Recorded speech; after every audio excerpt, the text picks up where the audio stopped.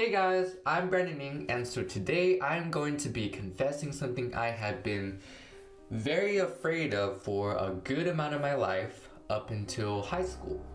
And so I'm just gonna get into what it is and my trials in it and how I have overcome it. Ever since I was a kid, I was actually deathly afraid of the dark. So up until some point in elementary, I would jump between my parents and my own room because, sleeping alone, I would need the actual lights, which there goes the electricity bill, And as you can imagine, sleepovers are a disaster because, of course, I always want to go out and spend as much time with my friends, but once that night kicks in, and for whatever reason, I am the last one to fall asleep. Without a question, it's always me. Make an excuse that I accidentally fell asleep, But with me, I am such a party pooper. Like, me and my cousins would play hide and seek in the dark and tag under the dark.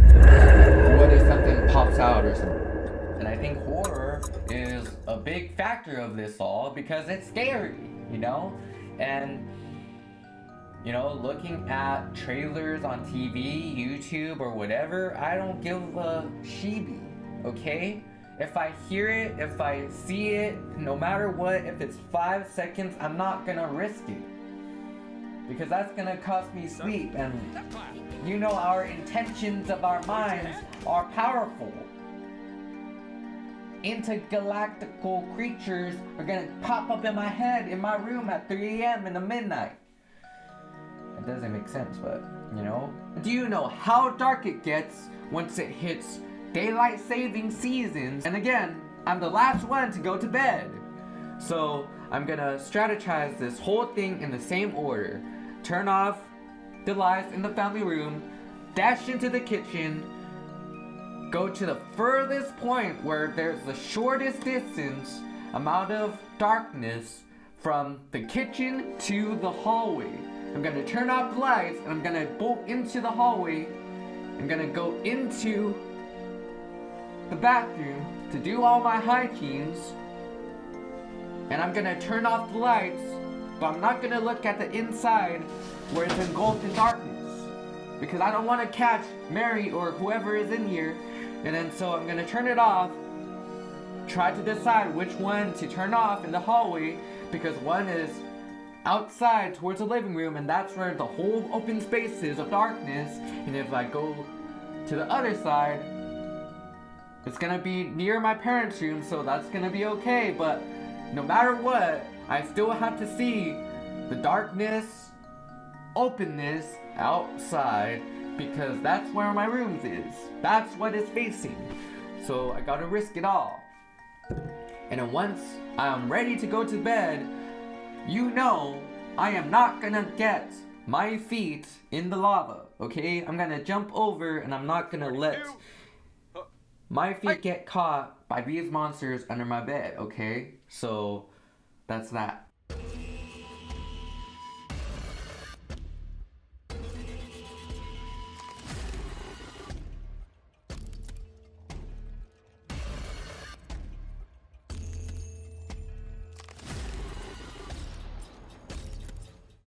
So let's fast forward to my first long-term relationship in high school. So there were fundamentally contrasting characteristics between me and my girlfriend at that time, where she was a lot more headstrong, a lot more logical, and able to maneuver in scary-esque things, whereas I play a lot more safe when it comes to that stuff, a lot more spiritual, considering my religious faith. And in addition, I have my own set of logic that I process in.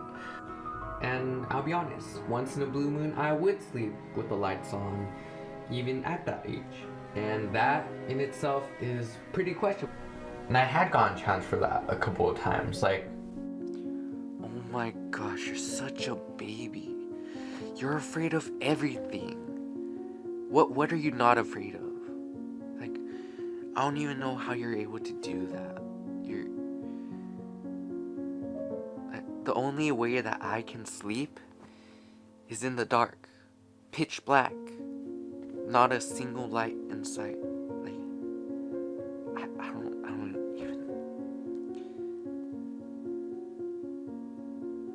even... You're sleeping with the lights off tonight. No, you're sleeping with the lights off tonight, or I'm breaking up with you. What the fuck?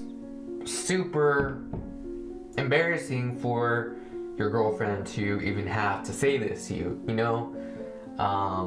That may be, you know, like, why can't you do this simple thing that everybody does? And you've done this before, and you haven't died yet. And there was a turning point from all of this. I progressively came out of this, just slept with my flashlight on of my phone, and then I just went for my videos of the night. I would put on, you know, a video or something just to create a comfortable environment, you know, just to have some white noise to drown out silence, and just, you know, go to bed. And I just relied on that little light from the video, and that's it. Let me tell you what ended it all. I had a rough night during my freshman year of college, I think.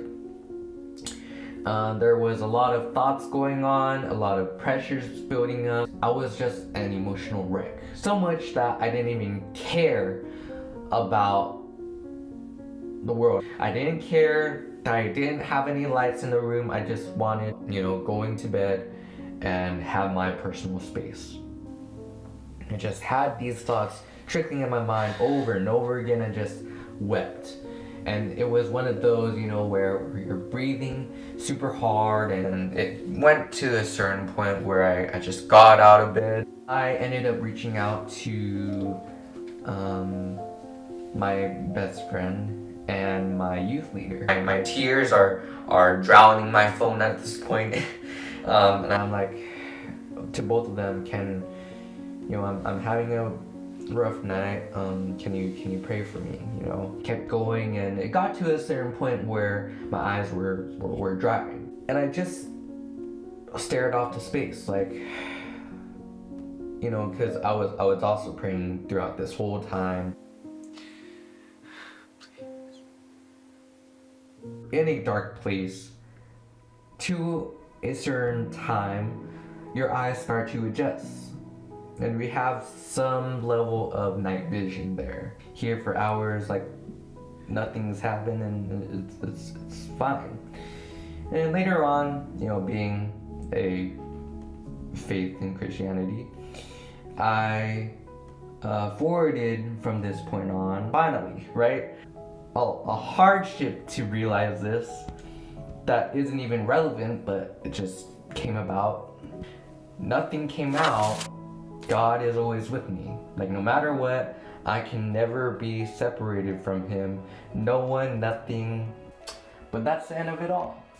And, you know, for the most part, I'm good, you know. So, hope that gives you some hope if you have a fear of your own, or if you are still battling with fear of the dark. And like always, stay blessed.